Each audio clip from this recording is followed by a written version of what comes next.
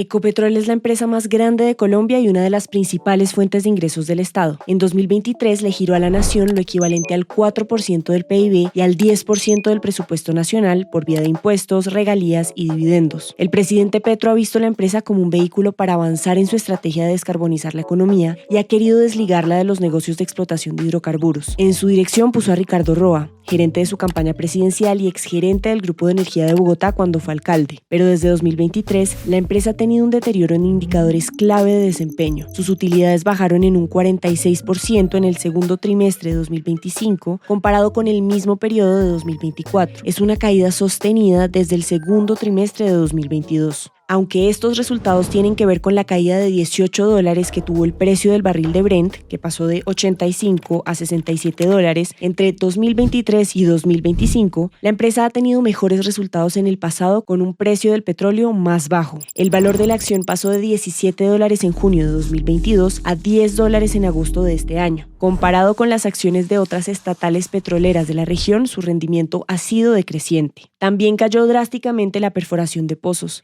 Entre 2010 y 2014 se perforaban más de 110 pozos al año. En lo que va del gobierno Petro, la perforación ha estado en 40 pozos en 2023 y 34 en 2024. A esto se suma que no se han adjudicado nuevos contratos de exploración desde 2022. De hecho, Colombia es el único país petrolero de la región que no ha firmado nuevos contratos de exploración desde 2023. Y producir un barril le cuesta cada vez más a la empresa. Su costo pasó de $7.5 en 2021 a $12 en 2025. Todo esto ha encendido las alarmas sobre el rumbo de la compañía. ¿Cómo llegamos a esta crisis? Hay 4 razones que lo explican. 1. El presidente Petro ha buscado marchitar la actividad petrolera. 2. Se deterioró el gobierno corporativo de la entidad. 3. Han aumentado los ruidos de corrupción en las empresas alrededor de Ricardo Roa y las filiales. 4. Han intentado meter a la petrolera a nuevos negocios riesgosos. 1. La apuesta de Petro por marchitar la actividad petrolera. Desde inicio de su gobierno, Petro vio a Ecopetrol como un vehículo para su estrategia de descarbonización, lo que implicaba sacar gradualmente al petróleo del centro del negocio. Una de sus primeras decisiones fue frenar la firma de nuevos contratos de exploración y limitarse a los 145 ya existentes. Esa señal profundizó una tendencia que venía desde 2015, la caída en la producción petrolera, que hoy es 25% menor que entonces y que seguirá disminuyendo. Aunque en cifras totales la producción reciente parece estable, eso ocurre porque el Permian, el negocio de fracking que tiene Ecopetrol en Estados Unidos en alianza con Oxy, aporta el 15% del petróleo de Ecopetrol.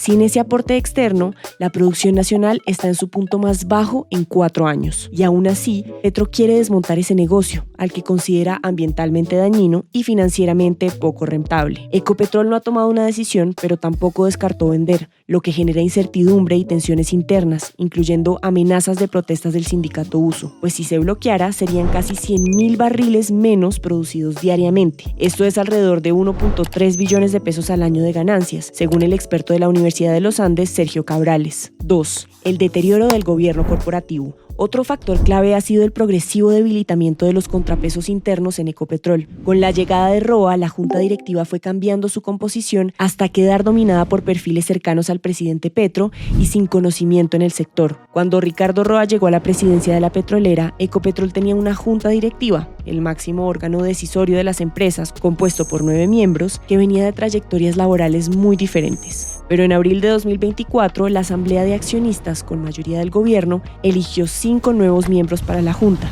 Entre estos estaba Tatiana Roa, que también era viceministra de Ambiente y abiertamente había hecho activismo contra el fracking, Edwin Palma, expresidente de la Unión Sindical Obrera, USO, y hoy ministro de Minas y Energía, y Ángela María Robledo, su ex fórmula vicepresidencial y quien no tenía trayectoria en empresas de hidrocarburos. A estos perfiles, en abril de este año, se sumó la entrada de Alberto Merlano, primo lejano de la primera dama y amigo personal de Petro, e Hildebrando Vélez, el papá de la ministra encargada de Ambiente, Irene Vélez, y viejo aliado del presidente. Con estos perfiles, el gobierno sumó una mayoría de 6 miembros, de 9 que son cercanos personalmente a Petro. En 2024, decisiones como reversar un negocio de fracking en Estados Unidos, después de una reunión con Petro, llevaron a la renuncia de 2 miembros independientes de la Junta, Luis Alberto Zuleta y Juan José Chavarría. Más tarde salió también su integrante más experimentada, Mónica de Greiff, señalando diferencias directas con el presidente Petro. Con esas salidas, la capacidad de cuestionar las decisiones del gobierno dentro de la empresa quedó aún más debilitada, pero el deterioro no se limitó a la Junta. Bajo la presidencia de Roa en octubre de 2024, 12 de las 13 vicepresidencias fueron ocupadas por nuevos perfiles y también cambiaron los presidentes de varias filiales clave. Estos movimientos son legales, pero significaron la salida de figuras con décadas de experiencia en la industria, como Alberto Consuegra o Héctor Manosalva, que fueron reemplazados por figuras menos experimentadas. 3.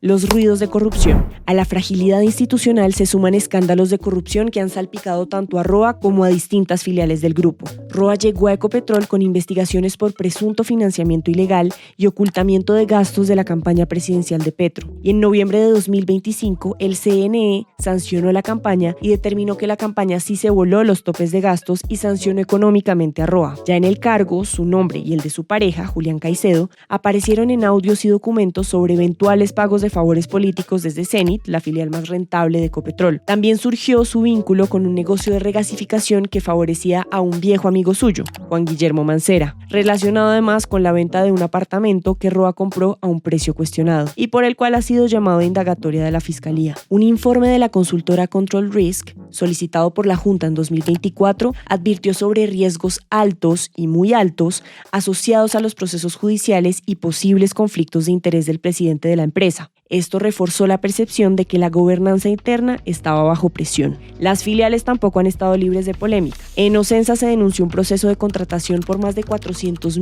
millones que siguió adelante pese a alertas de la Procuraduría sobre cambios irregulares en requisitos y certificaciones. A raíz de la denuncia, el contrato finalmente se paró. Enisa, otra de las filiales dedicada a la transmisión eléctrica, se eligió como presidente a Jorge Carrillo, aun cuando las firmas evaluadoras lo habían calificado con los puntajes más bajos y pese a sus investigaciones por corrupción cuando dirigió EPM. 4. Los intentos por meter a la petrolera a nuevos negocios riesgosos. Mientras se ha intentado marchitar la producción de hidrocarburos, el presidente Petro ha presionado a la junta de la empresa para que se meta en negocios diversos con rentabilidad incierta y que no han logrado concretarse como alternativas reales a la explotación petrolera. El más llamativo es la construcción de centros de datos cerca de Santa Marta, financiados por Emiratos Árabes, que anunció en 2025 para crear una nube soberana con los datos del país. El primer paso para lograr esto era la compra de Internexa, dedicada a prestar servicios de fibra óptica y almacenamiento de datos, y hacer una inversión inicial de $80 millones.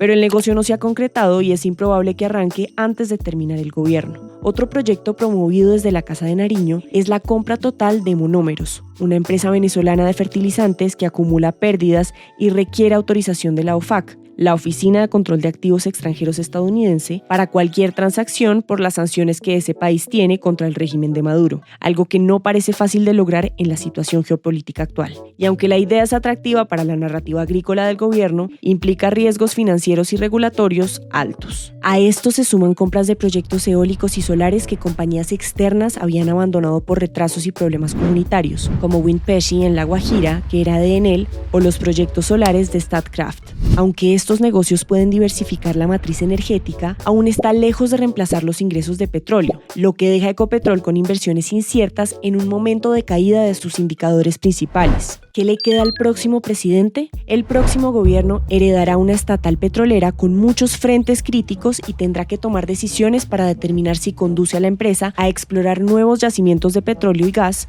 o si profundiza el camino de descarbonización avanzado por el presidente Petro.